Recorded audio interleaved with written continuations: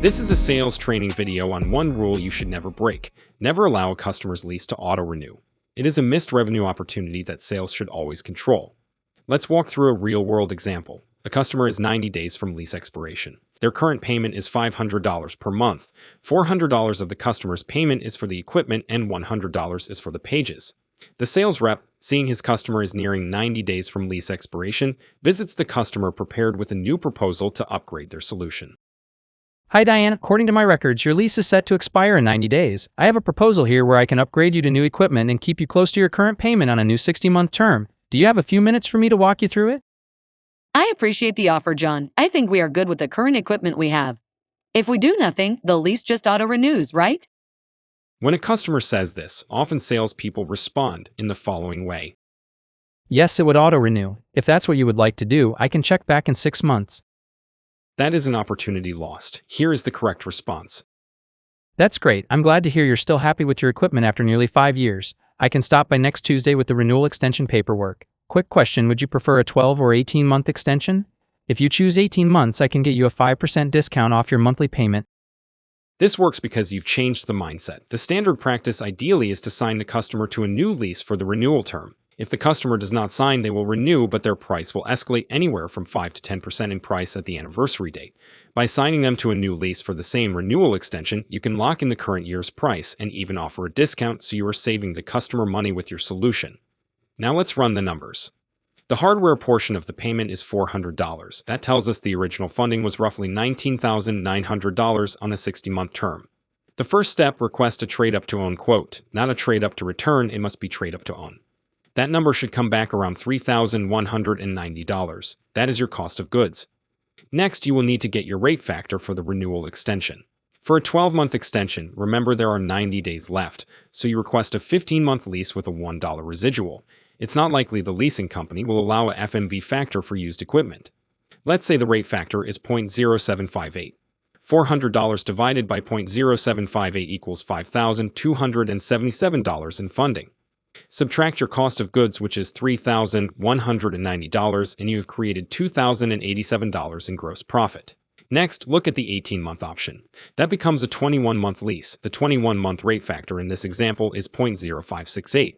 You discount the current payment by 5%, so the new hardware payment for the customer is $380. $380 divided by 0.0568 equals $6,690 in funding.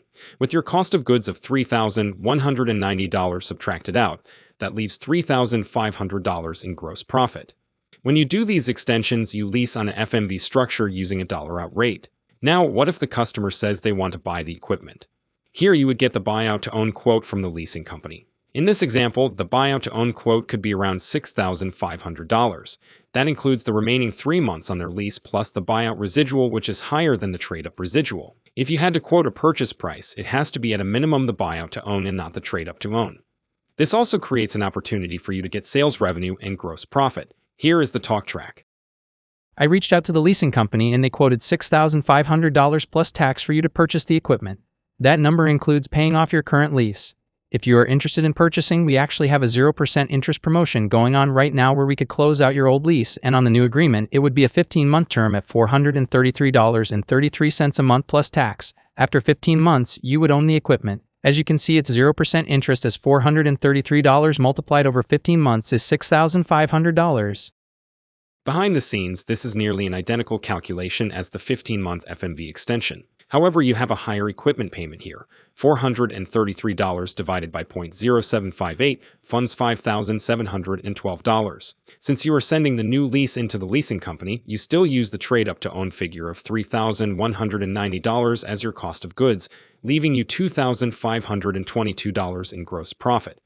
Remember the sales tax. Anytime you quote a sale, the sales tax will be paid by the leasing company upfront and financed in with the transaction. When you structure your lease agreements with 12-month auto-renewal terms, you give yourself options. If a customer tells you they want to let their lease renew, that's not the end of the conversation, it's the start of a new one. This strategy also works with customers who are already in renewal.